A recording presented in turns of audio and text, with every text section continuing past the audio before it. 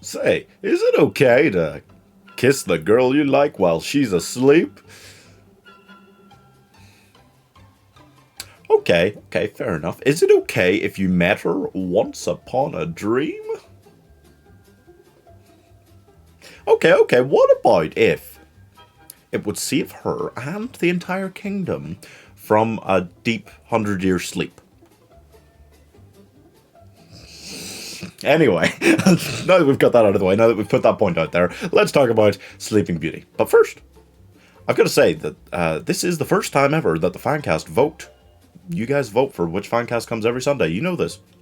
Has tied, technically, but it didn't actually because a member of the channel voted for this. And as you guys know, one of the perks for joining the channel, which, again, you don't have to do. Don't have to. But one of the perks is that your vote in the Fancast votes counts for more. So that means this has won over, it was Miraculous Tales of Ladybug and Cat Noir that it tied with. However, I was already planning on starting to do 2 Fancasts a week again. So Sunday one, and you guys vote on Sunday for next Sunday's Fancast. But in the middle of the week, there will be something else, whether it be something that a member has requested, something that came really close to winning the vote, that I might just decide to do anyway, something that I want to do personally. Sometimes I have ones that I just kind of on a whim want to do. So there will be those on Wednesday or Thursday in the middle of the week from now on, okay? And Miraculous Tales of Ladybug and Cat Noir will be the first one, because it's been requested for a long time, and it almost won the vote this week, so I feel bad for not having done it for so long when it's been requested. But for the next Fancast, next Sunday, okay? Miraculous Tales of Ladybug and Cat Noir, midweek, this right now.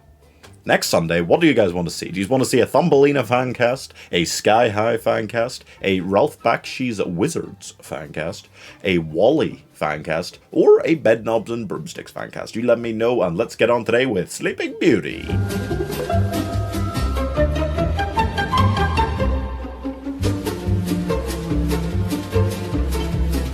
So Aurora, okay? Now, yes, I've cast a few Disney princesses before. It's fun, actually, being back in classic Disney town. We haven't been here for a while, folks. And I think, they were along the right kind of lines with the casting of, like, Elle Fanning and Maleficent, That was good. That was good. Obviously, we're not going to cast her. She's too old now. Right? Actually, she's still pretty young. But what I want to do is I want to go ahead and cast Kiernan Shipka. That's right, I've done this a couple of times lately, and I've explained before that I'm casting her so much because I do feel like there's whatever is the next big stage in her career, and I think she's got another big stage, I don't think she's going to peter out after Sabrina. I think she's got something else big coming to her. I'm just not entirely sure whether it's another big TV show, or she's transferring to movies, Like Lily James, she was on, like, Downton Abbey and stuff, right? And then she did Cinderella. And then she went on to do a lot of big movies. So I think that this could be the point at which we see something like this for Kiernan, in all of these Disney live-action reboots they're doing right now. I would not be surprised if they did something like this. And we, see her do it fantastically. And move on to bigger and better things, She can sing. And she is good at, she played like the Queen of Hell and stuff in Sabrina. And she always came off as very regal in those scenes when she had to do that. So I feel like she can manage that without seeming overly pompous and stuff, And she, she does need to play on, she needs to, how could I put this? Modernize the role slightly. All of these older Disney princess roles, they need modernized slightly in different ways, I feel like they did a pretty good job of that with Cinderella, with Belle in the live action reboot so far, so they need to continue that, and I think Kiernan Shipka will be good at that. Next, Prince Philip has to be attractive enough that you let him get away with, yeah. I'm not sure what way they want to change the story to, modernize this, okay? It's a difficult one to do in live action, this part, We need Prince Philip to come in and break the spell by kissing her awake. Snow White has the same problem, to be fair. Why do so many of these old Disney films have guys kissing girls while they're asleep? Okay. Basically, I want Timothee Chalamet, okay? He's older than Kiernan Shipka, true. However, in general, I think the Disney princes are older than the Disney princesses, and In Hollywood terms, leading men are normally older than leading ladies, so all of this is okay. I mean, as okay as anything can be. He's like 27 and she's meant to be playing like 16, but it's fine, it's fine, it's fine. So, I want him because, you know, he's got this mysterious demeanor about him all the time, he's got these intense looks, all of this comes together to make him, just like Kiernan Shipka, I think, feel quite regal, you know, in a lot of roles. That's the only way to describe it. He comes off that way a lot of the time. So we'd probably do this very well, a Disney Prince kind of role. Plus, you know, everybody wants Timothee Chalamet to be a Disney Prince, right? Everybody wants that, right? Yeah. Next. Now our fairies. Yes. They have to rationalize taking this girl from her parents and raising her themselves so that she's safe from someone else who wants to harm her, but doesn't want to harm her until her 16th birthday, right? She make that very clear. So why couldn't she live with her parents for 15 years and then they run away somewhere far, far away? Don't question it. There's no point questioning it. So as such, I wanted to cast the fairies quite comical. You know, they are the comedy of the piece, and they are unique. You know, they're all quite interesting characters. You know, I feel like there's a lot to be done with each of those roles as something amusing in its own right, besides being amusing as a group of three. For Flora, you know, she is, I mean, as much as any of them are, she comes off as the leader. There's an ongoing argument in there, but I want to see Kathryn Hahn play her. Oh yes, it truly was Agatha all along, guys. She's so good, you know, and I thought she was so good before all of WandaVision. But there is, you know, it's a comedic goldmine, these roles, these three roles, and I think she'd find a lot of fun in it. And she's been working with Disney recently with magical powers. This is all tying together quite well, I have to say. Next, Merryweather is argumentative and quite loud and bossy, even though, you know, I don't know. Flora and Merryweather, they all go in battle for leadership there.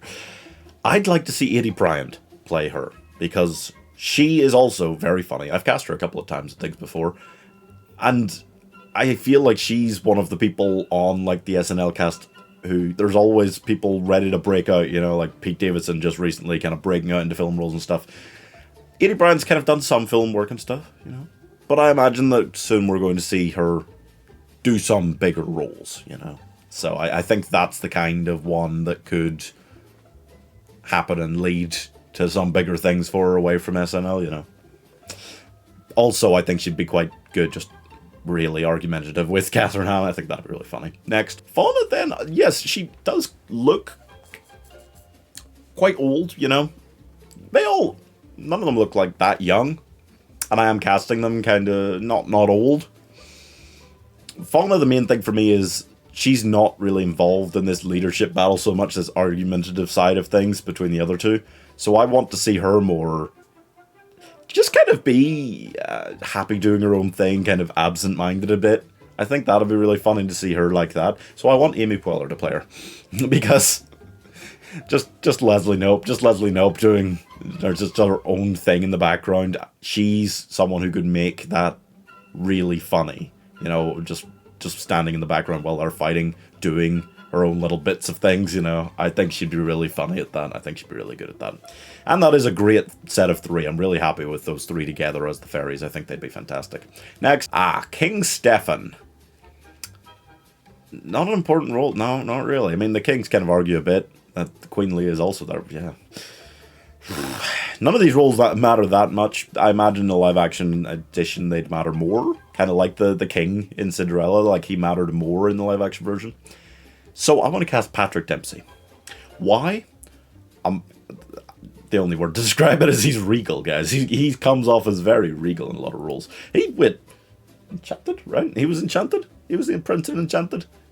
Perfect. Comes off as regal. Tick in the box. Tickety-boo, folks, you know? So that's it. You know, there's not much more you need to look for in any of these three roles than looking regal, looking like they can play the part, you know? Of that. Next. Queen Leah, then, is, oh, yeah, she was pushed even more to the side. Look, she's Aurora's mother, you know. There are different ways you can go. She can be truly despondent for 16 years. It's a whole thing on its own. Just longing glances into the sunset. She could be kind of more angry about this plan. You know, there's different things you can do with her. And it would be good to do something with her in an updated version of this. Something, you know, unless she is just dead this time around. That's another option, I suppose. But if they're keeping her in, I'd like to see Reese Witherspoon play her. Again, I feel like she could pull off quite queenly role, you know, something like that. But I also feel like she just kind of, she just looks enough like Kiernan Shipka to play her mother, I think. And those are the only kind of things I was looking for here. Yeah, there's nothing to go off in terms of actual character for Queen Leia, honestly. It's just use your own imagination to see what you could come up with. Next, and King Hubert is the other one. Less regal. I'm going to cast Jeff Garlin. I feel like this guy's just loud. He's just really loud, upset most of the time, drunk as well. I feel like Jeff Garlin could just do that quite well. And he is getting, like, old enough to the stage where he... Because King Hubert was old. So Jeff Garlin's still probably a little bit young looking, but, like, not a lot. And he is old enough, I think, to be, like, Timothee Chalamet's dad, you know. Next, finally, Maleficent. Angelina Jolie films were something. But you need to cast someone who will play Maleficent more viciously. She's not really, you know, I don't really think she'd show much of a redeemable side to her nature in another Sleeping Beauty film. Maleficent is pretty much considered the embodiment of all evil across all Disney things ever. So, it was an interesting choice to make her the hero of that films, but let's stick with her as super evil villain. I want to cast Jessica Chastain. Because, yeah, no, she'd just be absolutely terrifying. Truly terrifying. She can do something like that. I have no doubt in my mind that she can do something like that. Jessica Chastain has played a lot of different roles before, and she's very good at playing leads. I really like Miss Sloane, Molly's Game. Those are fantastic films. But, you know, most of the time when she is the lead, there's something dastardly about her nature, and, you know, I think that makes it easy for her to play embodiment of evil kind of role. I think she'd be really good at it. I think she'd just bring a lot of...